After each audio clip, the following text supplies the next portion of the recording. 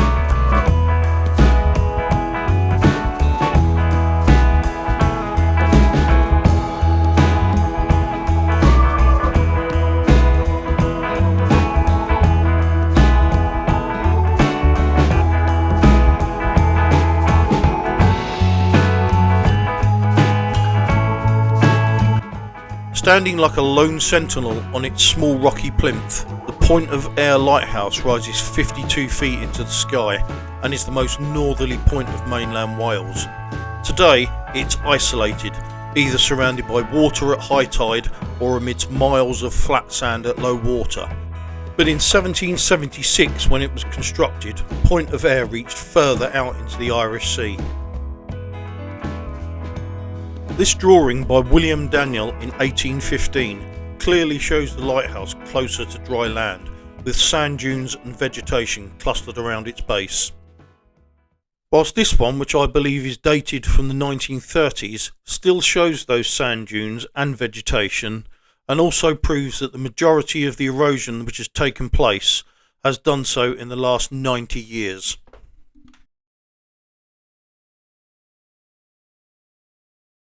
Take a look at this modern overhead view courtesy of the National Library of Scotland mapping site, and you can see the lighthouse at low water, a good 450 feet from the sand dunes.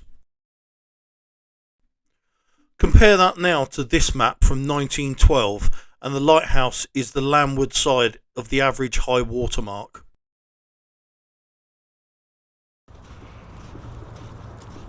Positioned upon its peninsula near to Talacre, it sits at the southwestern extremity to the mouth of the River Dee and is actually the oldest lighthouse in Wales. At first glance, and obviously in clement weather, this stretch of coastline appears serene and calm. So why the need for a lighthouse? In 1736, with the canalisation of the River Dee into Chester, larger ships began to sail these waters, and although planned, a lighthouse was never built. With the number of ships being wrecked increasing over the years, still no navigation aids were provided until in 1775, when a terrific storm battered the Irish Sea and North Wales coast, driving many ships onto land, including the Nonpareil and the Trevor, both doubling packets and resulting in the deaths of over 200 people. The next year, 1776, Chester and Liverpool merchants approached a Mr. Turner, a local architect, to draw up plans to build a lighthouse. This was approved and commencement on the building began immediately. Point of Ayr was taken over by Trinity House in 1819 and it was somewhat reconstructed, resembling more or less what you see today. However, just 25 years later, in 1844, a piled light, similar to what you can see here, was built some distance out to sea, and the Point of Ayr Lighthouse became redundant.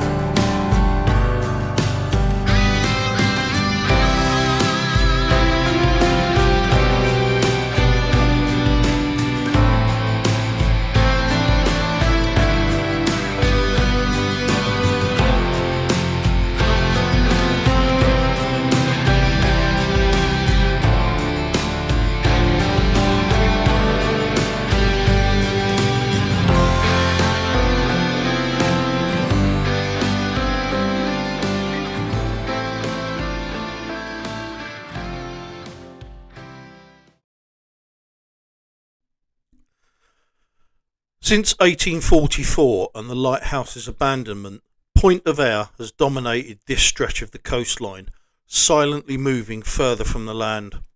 The piled light which replaced it itself lasted only until 1883, when it was replaced by a lightship to warn ships off the coast.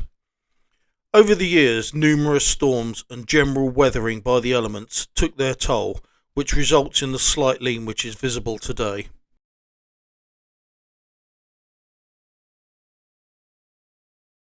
Now, one potential structure which I'd like to focus upon a little is what appears to be the remains of a walkway or causeway leading out to the entrance of the lighthouse. Now, in this overhead photo, you can clearly see what appear to be, or what appear to me to be, supports for a potential walkway. Now, returning to the National Library of Scotland site again, take a look at the 1912 map. Now remember, even then the lighthouse had been out of use for 78 years. And marked on the map is a footpath symboled with the letters FP. It then changes to the word hard. Now in Hampshire, where I'm from, a hard is a nautical term describing a firm landing area or a paved slope suitable for disembarking from or beaching a boat. Well, obviously we're not in Hampshire, we're in Flintshire, North Wales, but could hard here be used to describe a paved walkway out to our lighthouse? Let's now overlay the modern view upon it, and you can see that that dark line on the sand matches the hard on the 1912 map. Now, could that be the outline of a causeway, possibly buried beneath the sand to leave a shadow of its former existence?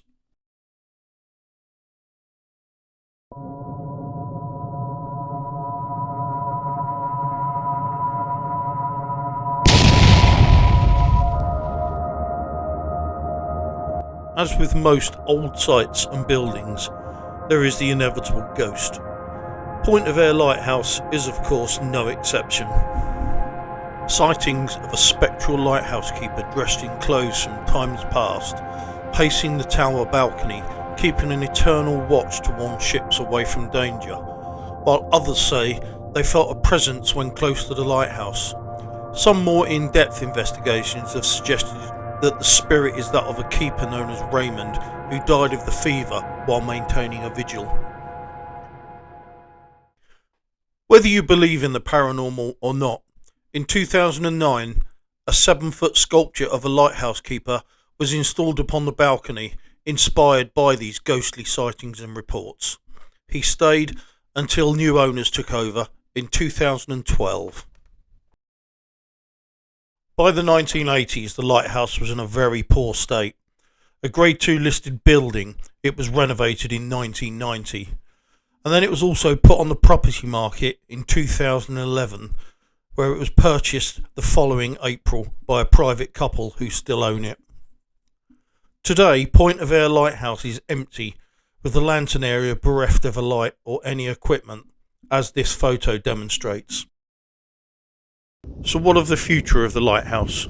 At the moment, it doesn't appear to be in too bad a shape, but its location leaves it completely at the mercy of an ever increasingly violent nature, and unless sustained funding can be maintained, the long-term future can only be doubtful.